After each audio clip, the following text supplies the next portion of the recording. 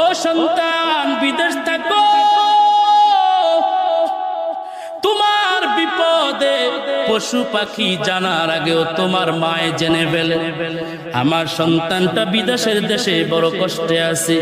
দুনিয়ার কেউ না জানলেও মায়ের কলিজাটা কেমন কেমন জানি করে।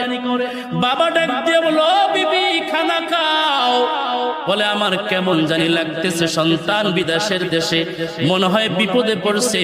আল্লাহ পাক রব্বুল আলামিন জানায়, মায়ের সাথে আর সন্তানের সাথে আমার আল্লাহ এমন একটা তার লাগায়া দেয়, এমন একটা তার লাগায়া দেয়, সন্তান বিপদে পড়লে কেউ জানার আগে জানেন কে?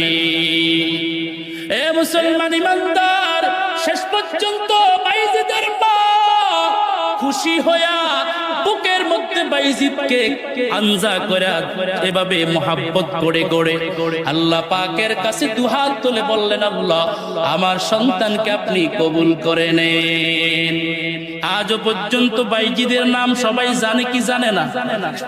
আপনি জানেন, আমি জানি, সবাই জানি। বাইজিদের নাম অভাব নাই, ঘরে ঘরে বাইজিদের নাম, গ্রামে গ্রামে বাইজিদের নাম। কারণ এই নামটা আমার আল্লাহ কবুল করে নিয়েছে কেন?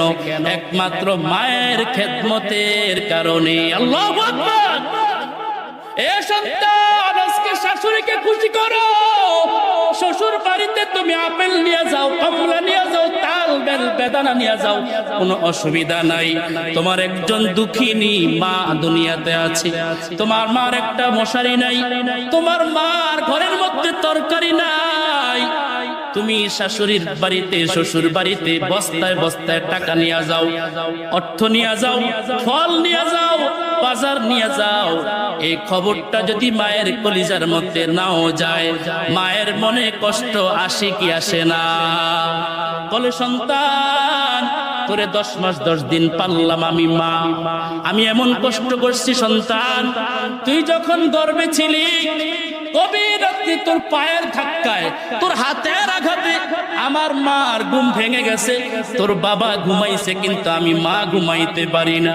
ঘরের মধ্যে একবার এই কোণায় যাই, আবার আরেক কোণার মধ্যে যাই, হাঁটতেছি হাঁটতেছি। ওরে সন্তান, তোর আঘাতের কারণে আমি মা ঘুমাইতে পারি না। ও সন্তান, কত বড় নিষ্ঠুর হয়নি তুই! আজকে বড় এসপি, ডিসি, ওসি, তুই আজকে বড় সম্মানের চেয়ার পাইছো। মনে রাখবা, এই সম্মানের চেয়ারের পিছনে আর কারো চোখের পানি থাকবা না থাক, একজনের চোখের পানি আছে, তিনি হলেন মা।